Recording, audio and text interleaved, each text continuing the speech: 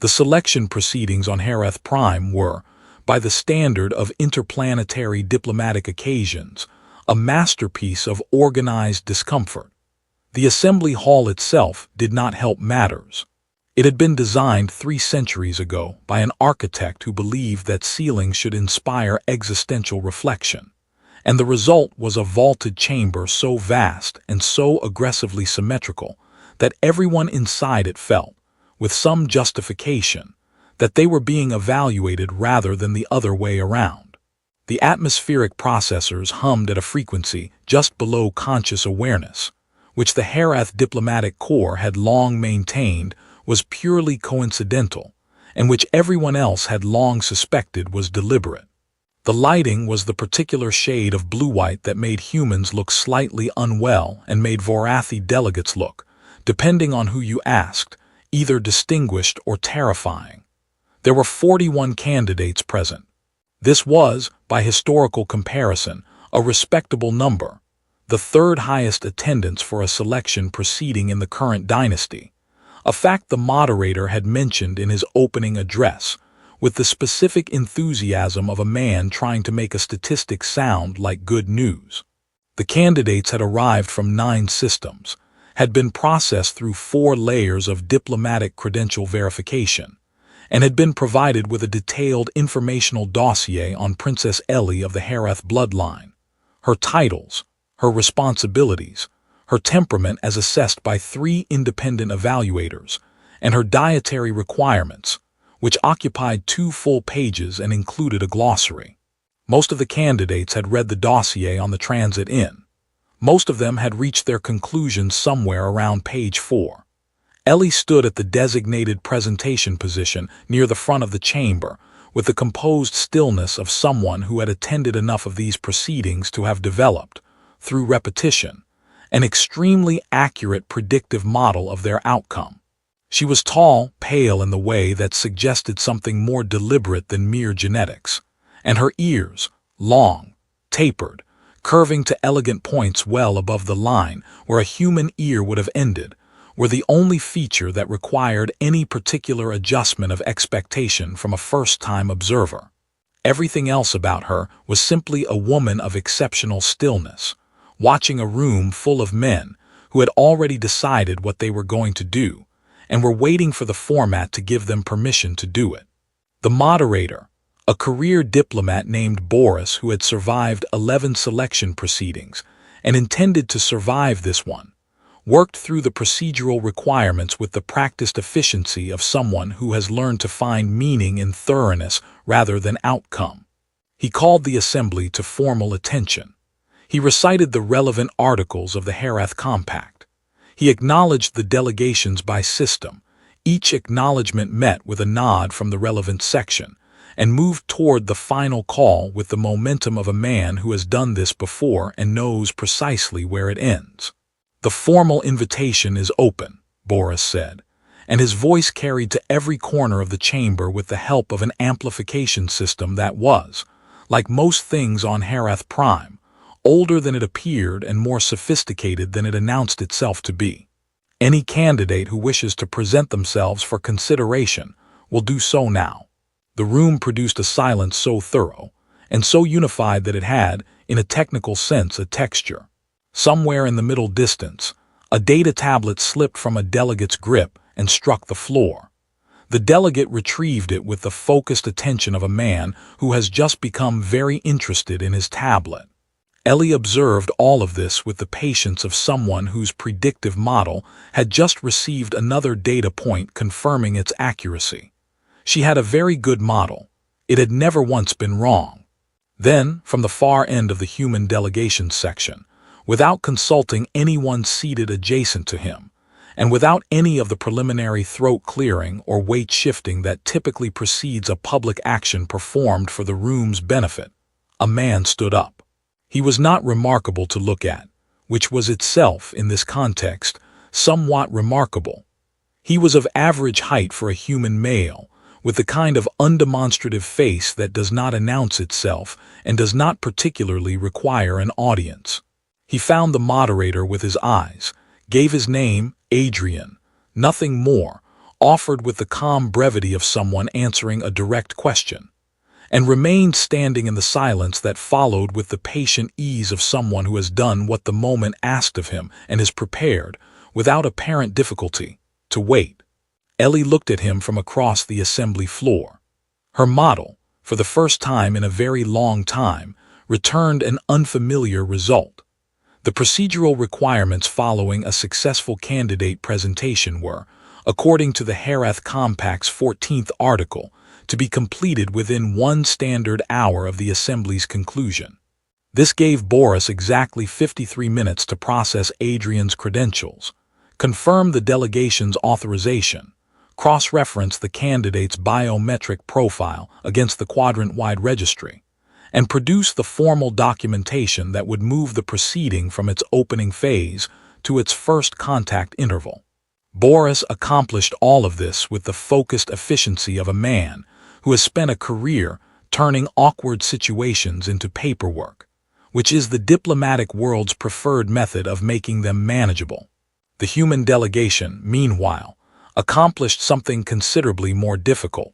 They sat very still and said nothing, which required, given the circumstances, a level of collective self-discipline that their section's cultural attaché would later describe in her report as genuinely impressive, and which their chief delegate, a broad-shouldered career diplomat named Orvin, would later describe to his assistant as the single most painful professional experience of his tenure.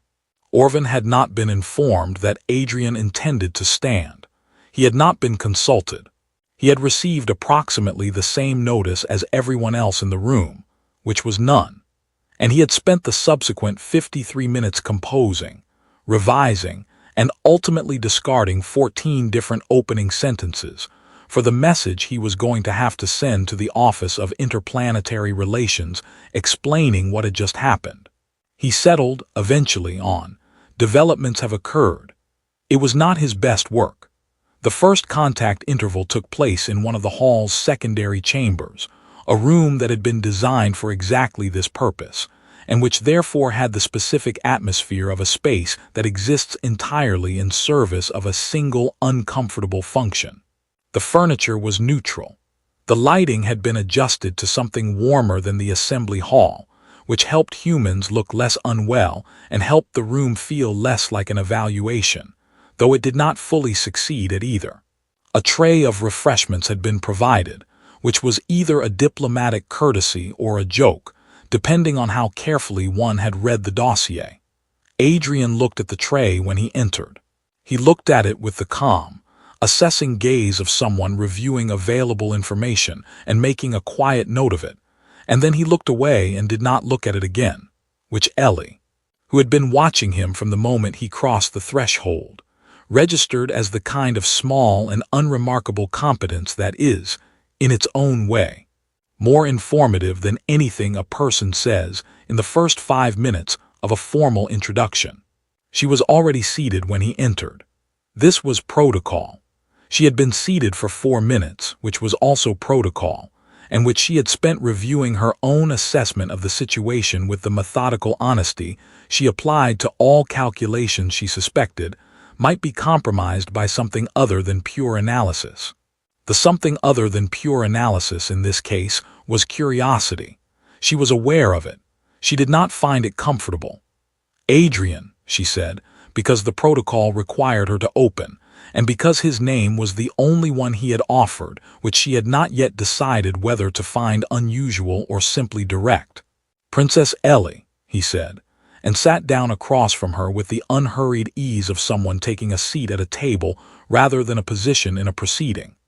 There was a brief interval of the kind that formal occasions generate between their required elements, not silence exactly, but the space where both parties take the measure of the situation and decide how honestly to proceed.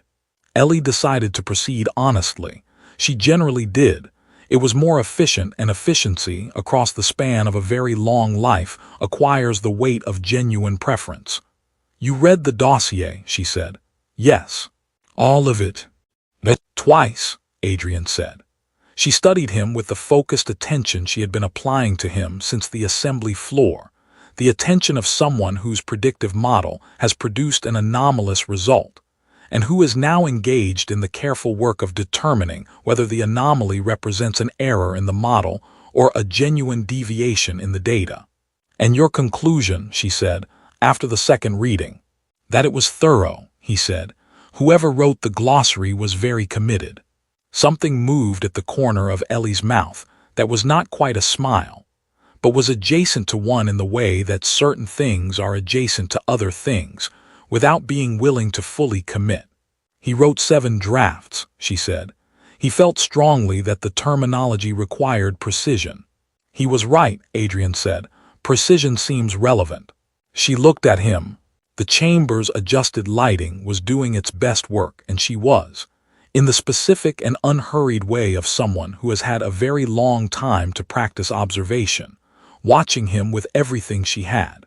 What she was looking for was the thing that explained him, the performance beneath the stillness, the calculation behind the ease, the reason a human delegate from a mid-tier system representation had stood up in a room full of people who had collectively and silently agreed that standing up was not something they intended to do.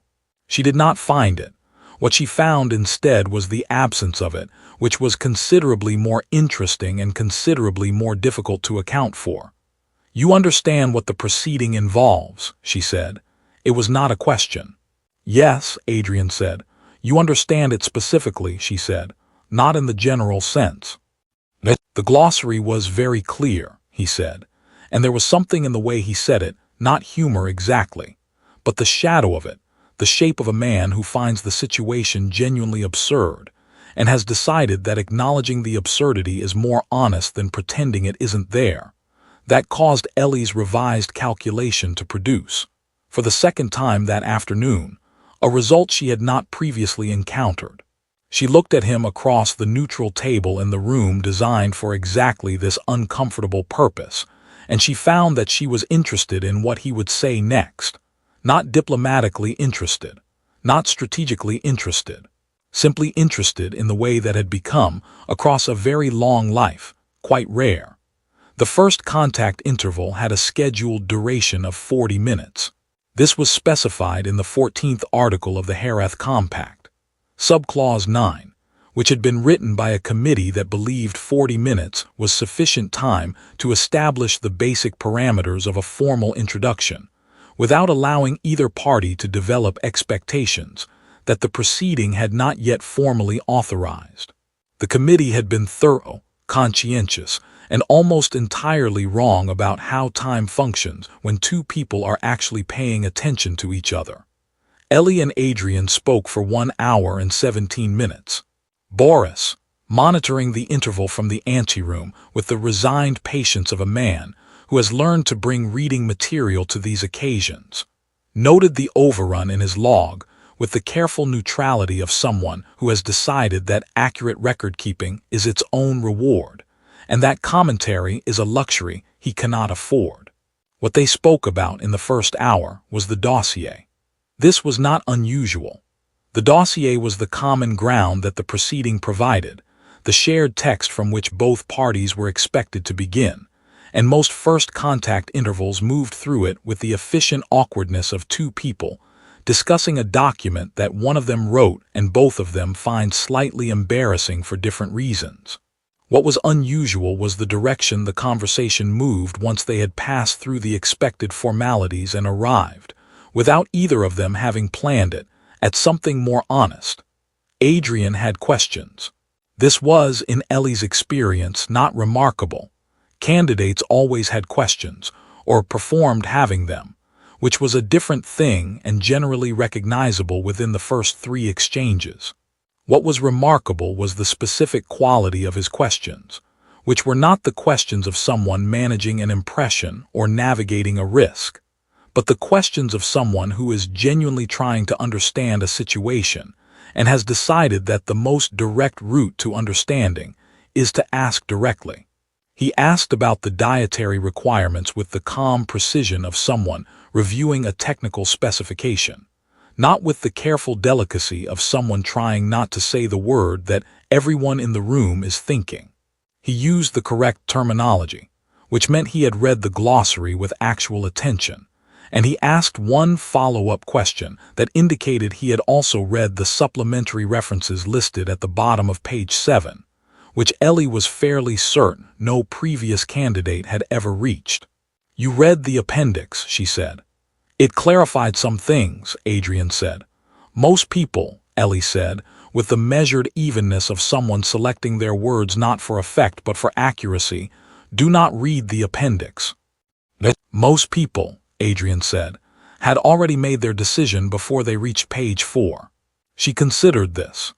It was accurate, and she appreciated accuracy, and she also appreciated that he had said it without any particular editorializing about what that decision implied for the people who had made it.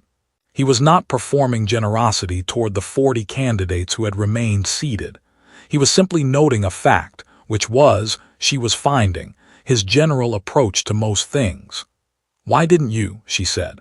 Adrian looked at her across the table with the unhurried directness that she had been cataloging since the assembly floor. "Make the decision at page 4. Make the decision the rest of them made." He was quiet for a moment that was not the quiet of someone choosing a strategic answer, but the quiet of someone actually thinking about the question, which were experientially very different and which Ellie, across a very long life, had become extremely good at distinguishing. "The dossier described a situation," he said finally. "Situations can be navigated. I wanted to understand the situation before I decided whether I could navigate it." "And after reading it twice," Ellie said, "your conclusion was that you could." "My conclusion," Adrian said, "was that it seemed more navigable than most of the situations I've been in." She looked at him. "What situations have you been in?" "Mostly bureaucratic," he said. "Interplanetary procurement. 3 years coordinating resource allocation between 4 systems that have been in a trade dispute since before I was born and will be in one long after. The dossier's dietary section is specific, and the requirements are clear. The trade dispute has 17 unresolved subclauses and no glossary." Something shifted in Ellie's assessment. Not dramatically, not with the weight of a conclusion, but with the quiet incremental quality of a calculation that is accumulating data points and finding them consistent. She had encountered, across the long catalog of proceedings she had attended, many varieties of candidate motivation.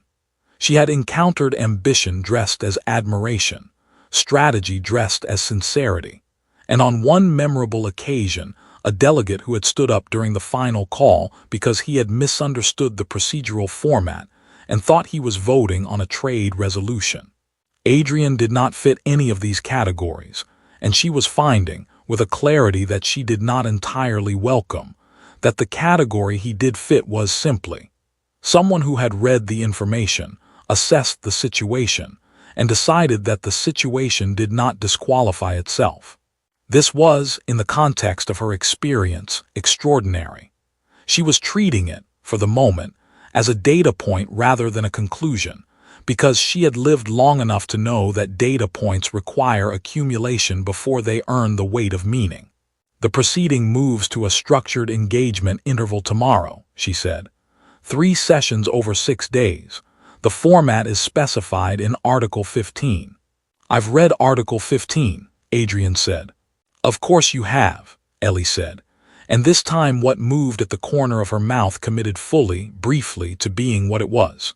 Adrian looked at her with the steady, uncomplicated attention that she was beginning to understand was simply his default mode of being present in a situation, and said nothing, because nothing was what the moment required, and he appeared, with a consistency she was finding difficult to account for, to understand what moments required. Boris knocked on the chamber door at the 1 hour and 17-minute mark with the apologetic precision of a man who is enforcing a subclause he personally finds inconvenient. Ellie rose. Adrien rose. The interval ended with the specific quality of something that has not concluded, but has merely been interrupted, which was, in Ellie's experience of many concluded things, a distinction worth noting. The structured engagement interval, as specified in Article 15 of the Herath Compact, consisted of 3 sessions distributed across 6 days, each session with a defined duration, a defined format, and a defined set of topics that both parties were expected to move through in the order listed. The committee that had written Article 15 had been, if anything, even more thorough than the committee responsible for Article 14, and had produced a document that accounted for 17 distinct conversational scenarios and provided recommended transitional phrases for moving between them. There was a footnote on page 3 that addressed what to do if one party arrived late. There was a second footnote on page 4 that addressed what to do if neither party had anything to say. There was no footnote addressing what to do if both parties simply ignored the recommended structure entirely and talked about something else, because the committee had not considered this a likely outcome. Boris had added a personal annotation to his copy of Article 15 at some point during his 6th proceeding. It read, "They always ignore the structure."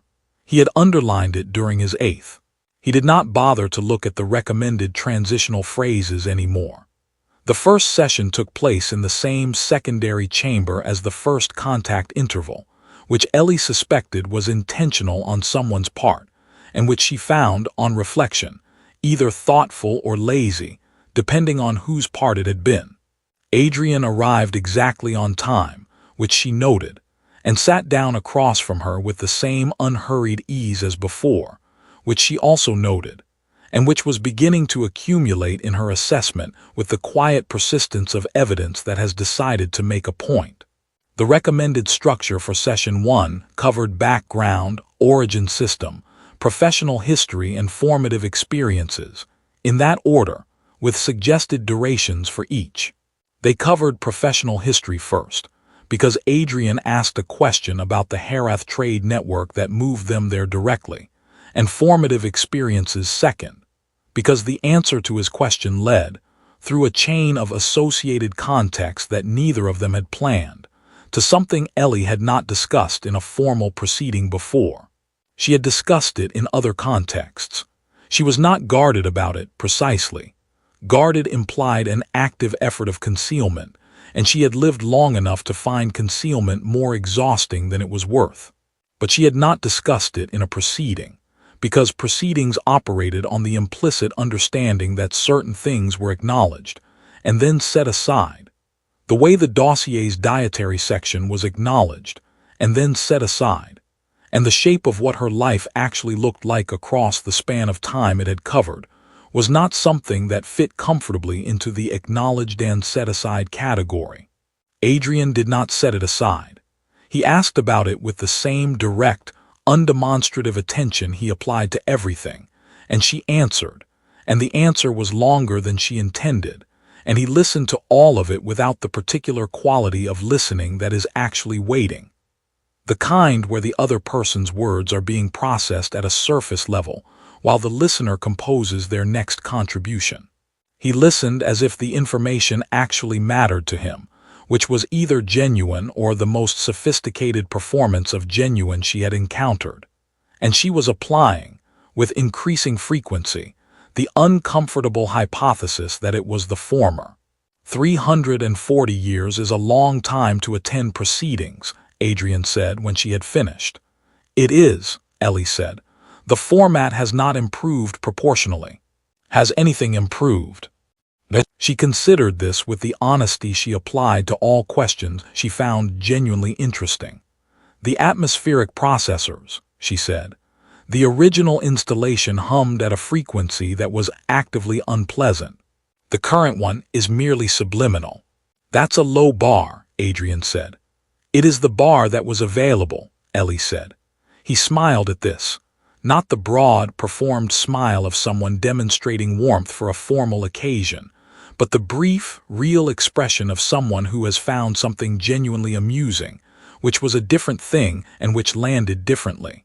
Ellie observed it with the careful attention she had been giving everything about him, and filed it in the category she had opened specifically for data points that did not fit her existing organizational system.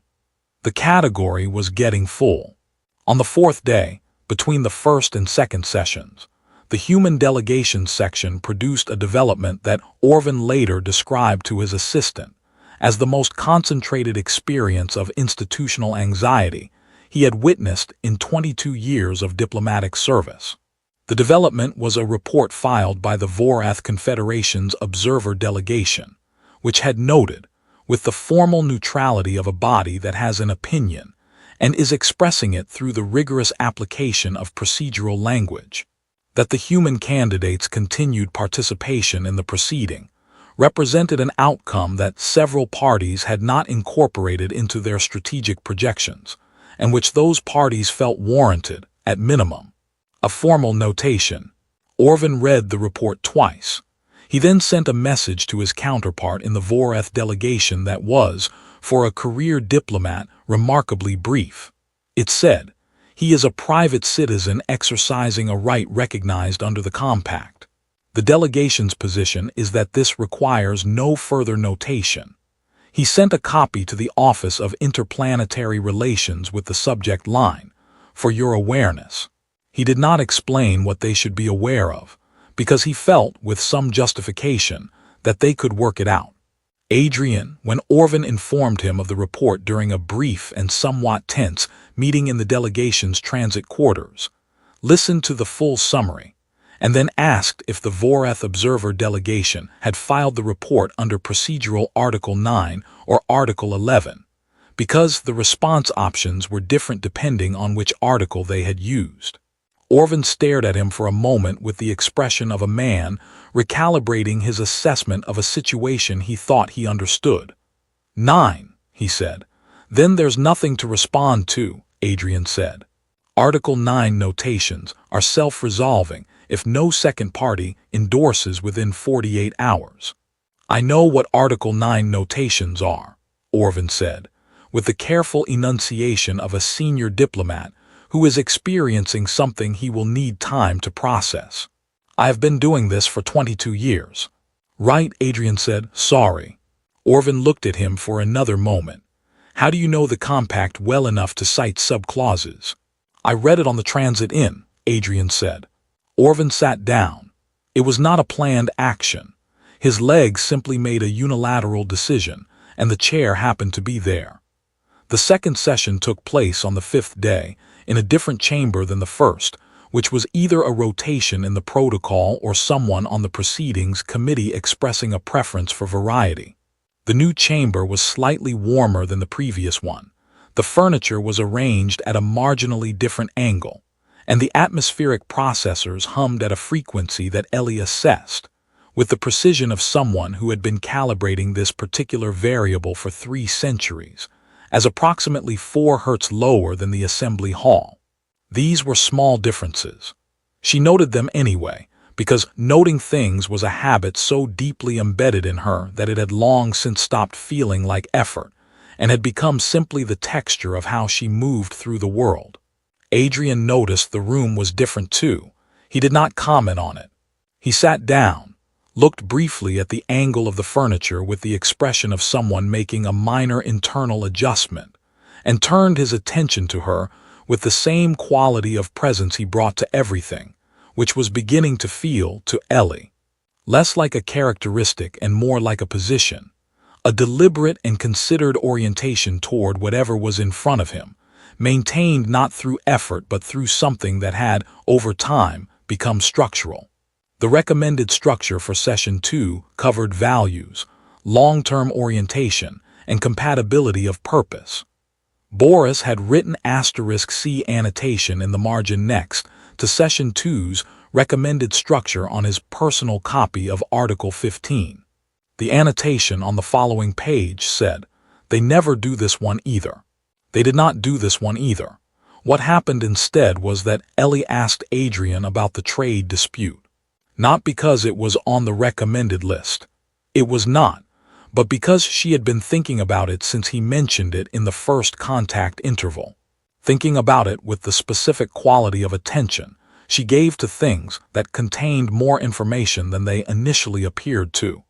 And she had concluded that a man who had spent 3 years navigating a 17 subclause dispute between 4 systems without a glossary was a man whose particular variety of patience was worth understanding more precisely. He described it without self-promotion, which she had expected, and without false modesty, which she had also expected but found slightly less common in practice. He described it the way he described most things, as a situation with parameters, some of which were fixed, and some of which had more flexibility than the parties involved believed. And the work of 3 years had been largely the work of demonstrating, through incremental and often tedious means, that the flexible parameters were more flexible than advertised. Subclause 11, he said, at one point, had been interpreted by both sides as an absolute restriction for 60 years. It wasn't. It was a conditional restriction with a trigger threshold that hadn't been met since the original agreement was signed. No one had checked. No one checked for 60 years, Ellie said. The original negotiators knew, Adrian said. They didn't document it in a way that survived them. After that it became received wisdom, which is the diplomatic equivalent of a file that no one can open, but everyone assumes contains something important. Ellie considered this, and when you demonstrated that the threshold hadn't been met, 4 of the 17 subclauses resolved automatically, Adrian said. The other 13 took another 18 months. But they resolved. Most of them, he said. Subclause 7 is still technically open. Both sides agreed to table it for 5 years and revisit. It's about fishing rights on a moon that neither side has the equipment to actually reach, so the urgency is limited. Practical, Ellie said. Functional, Adrian said, with the slight but perceptible distinction of someone who finds the difference meaningful. She looked at him. Outside the chamber's narrow viewport, Herath Prime's secondary sun was moving through its late cycle position, casting the particular amber quality of light that the planet produced for approximately 40 minutes each day, and which the tourist information materials described, with the enthusiasm of a body that has discovered its competitive advantage, as unmissable. Neither of them looked at it. I want to ask you something, Ellie said. That is not in the recommended structure for Session 2. Most things worth asking aren't, Adrian said. She accepted this as accurate and proceeded. You have described yourself, across the course of these sessions, as someone who assesses situations and determines whether they are navigable. I want to know what navigable means to you specifically, because I have found that it is a word people use with very different operational definitions, and the differences matter. Adrian was quiet for a moment in the way she had cataloged from their first conversation, actual thought, not performance of thought. Navigable means that the parameters of the situation are something I can work with, he said. Not that they're comfortable or convenient or what I would have chosen if I were designing the situation from scratch. Just that they're workable, that there's a path through that doesn't require me to be something I'm not. Ellie held this answer with the careful, unhurried attention of someone weighing a thing that has more mass than it appears to. 340 years of proceedings had produced, in aggregate, a substantial archive of answers to questions she had asked and questions she hadn't.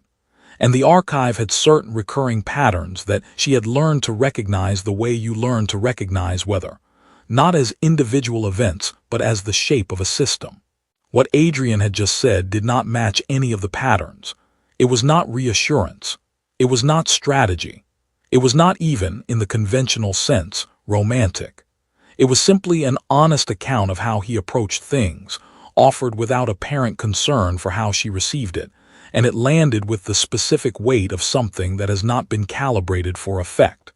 She was finding, with increasing frequency and decreasing surprise, that this was the thing about him that her experience had not previously included. Not the willingness to stand up in an assembly hall full of people who had decided to remain seated. Not the glossary, or the appendix, or the transitin reading of the full compact. Those were characteristics. This was something underneath characteristics, a quality of being oriented toward reality rather than toward the impression reality makes, and it was, across 340 years of looking, the rarest thing she had found. She did not say this. It was the 5th day, and some things require their proper accumulation of time before they have earned the right to be said. But she noted it, in the careful and specific way she noted everything, and she filed it not in the category she had opened for anomalous data points, but somewhere closer to the center of her assessment, where the things that have moved from evidence to understanding are kept. The session ran 40 minutes over its allocated time. Boris noted this in his log without comment, because he had run out of comments 3 sessions ago and had decided that documentation was sufficient. The third and final session took place on the 6th day, and Boris arrived at the chamber 40 minutes early, which was not protocol but which was, for him, a form of honesty. He had attended 11 proceedings. He had documented their overruns, their anomalies, their footnote violations, and their departures from recommended structure with the faithful neutrality of a man who believes that accurate records are their own justification. He had never, in 11 proceedings, arrived early to a final session. He sat in the anteroom with his log open and his stylus in his hand and acknowledged, privately and without drama, that this one was different, and that arriving early was his way of being present for something he did not want to miss the shape of. Inside the chamber, Ellie was already seated. She had been seated for 11 minutes, which was not protocol either, and she had spent those 11 minutes doing something she rarely did before a formal session, which was nothing. Not reviewing, not calculating, not running her assessment through its current state and checking the figures. Simply sitting in the adjusted light of a room she had now occupied 3 times, with the quiet that had become, across 6 days and 3 sessions, and 1 first contact interval, and 1 very long hour and 17 minutes, a familiar quality rather than an empty one. Adrian arrived on time. He always arrived on time, which she had noted on each occasion with the small, precise satisfaction of someone whose model has made a prediction and watched it confirmed, and which had graduated, over the course of 6 days, from data point to something she simply expected, the way you expect certain constants to hold. He sat down. He looked at her. She looked at him. The recommended structure for Session 3 covered future orientation, formal declaration of intent, and procedural next steps, in that order, with a suggested closing statement provided in the appendix that both parties were welcome to adapt. Neither of them opened their copies of Article 15. The Herath delegation filed a second notation yesterday, Ellie said.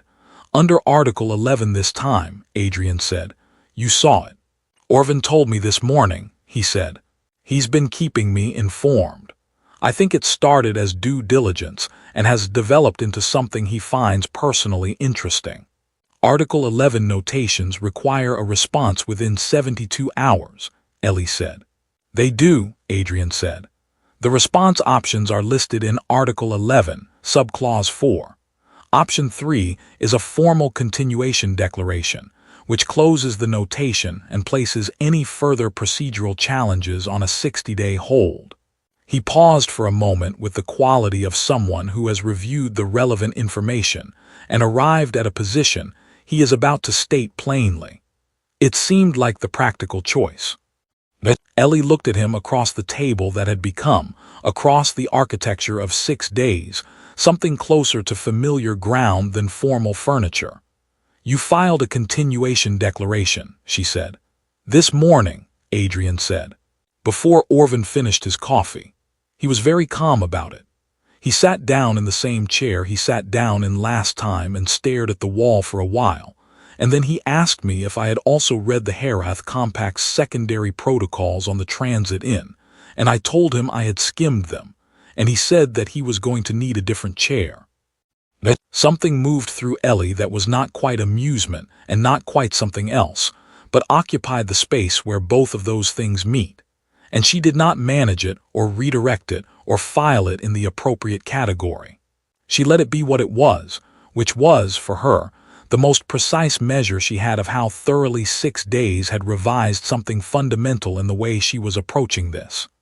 340 years, she said, after a moment. Adrian looked at her with the steady, uncomplicated attention that had become.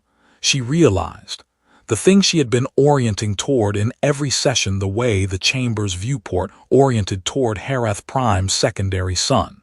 "You mentioned that in session 1, he said.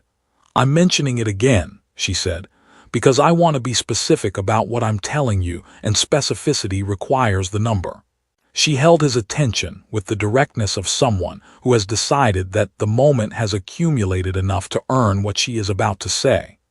"I have attended proceedings for 340 years. I have sat in rooms designed for this purpose across 11 systems and 4 dynasties, and I have watched the format run its course with the reliable accuracy of a system that has been calibrated by repetition. I developed a predictive model. It was accurate. It had never once produced a result I had not already encountered." She paused. "You are a result I had not already encountered." Adrian was quiet in the way she knew now, with the certainty of accumulated evidence, was genuine thought rather than its performance. "Is that a problem?" he said. "It was unfamiliar," Ellie said. "I have lived long enough to know that unfamiliar and problematic are not the same category. But I have also lived long enough to know that I conflate them sometimes, when I have been inside a working model for too long." She looked at him with the full, unhurried attention of someone who has done the calculation and is now reading the result aloud. "My revised calculation is more interesting than the original." "I'm glad," Adrian said, with the simple directness that was, she had come to understand, not a style but a structure, the way he was built, underneath everything. What happened after that was not dramatic. The Proceedings Committee would not have found, in its documentation of the session's conclusion, anything that deviated from the expected procedural arc. The formal declaration of intent was made. The required language was used. Boris, in the anteroom, wrote the time in his log and then sat for a moment looking at it, and then wrote beneath it a single word that was not protocol and that he had never written in 11 proceedings, and that was "good." The assembly of Herath Prime adjusted its collective understanding of the situation over the following days, with the gradual, ungraceful quality of a large body, revising an assumption it didn't know it was making. The Vorath delegation's 60-day hold expired without further notation. Orvin sent his final report to the Office of Interplanetary Relations and used, for the first time in 22 years of diplomatic correspondence, 3 exclamation points, then deleted 2 of them, then put 1 back. The betting pool in the delegation quarters was won by a junior attaché from the Herath domestic staff who had selected, with the quiet confidence of someone who works in the building and pays attention, the option that read, "Longer than anyone expects." She collected her winnings without comment and donated them to the fund that maintained the atmospheric processors, because she felt, with the practical sentimentality of someone who understands what keeps a place livable, that it was the right place for them to go. Ellie and Adrien walked out of the proceedings complex on the evening of the 6th day into the amber light of Herath Prime's late-cycle sun, which was doing its 40 minutes of unmissable work across the sky with the faithful indifference of a star that has been performing this particular phenomenon for several billion years and requires no audience to continue. They walked without a planned destination, which was not protocol, and without an escort, which was technically a deviation from Article 17, but which Boris had decided, in the quiet of his anteroom, to document as a rounding error. Adrian looked up at the sky with the expression of someone encountering a thing that is genuinely worth stopping for. Ellie watched him look at it, and then looked at it herself, and found that the amber light, which she had seen across more evenings than she had ever counted, looked, from this particular angle of attention, like something she was seeing with a revised set of instruments. "Subclause 7, she said after a while. Adrian looked at her. "The fishing rights. You said it was tabled for 5 years, she said. "What happens when the 5 years are up?" "Someone will have to negotiate it," he said. "And if the moon is still unreachable, then the negotiation will be about something other than fish," Adrian said. "It usually is." She looked at him in the amber light of a sun that had been performing its 40 minutes for several billion years, and she thought about 340 years of proceedings, and predictive models, and the specific quality of a calculation that has finally, after a very long accumulation of data, arrived at a result that is worth the wait. Functional, she said. Functional, Adrien agreed, and they walked further into the evening of Herath Prime without a planned destination, in the direction of whatever came next. And that concludes our story for today.